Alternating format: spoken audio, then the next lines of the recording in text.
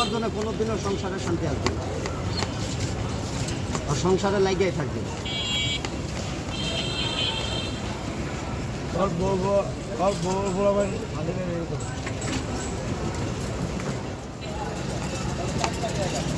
বরিশালের আবার কারণ বাজার কেন পাওয়া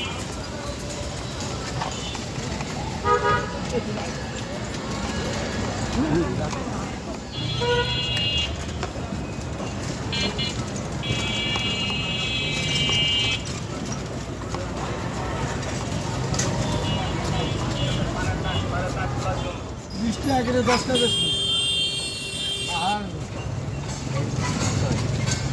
তোমার তার আমি 20 টাকা কিনা 10 টাকা ব্যস্ত করিনি।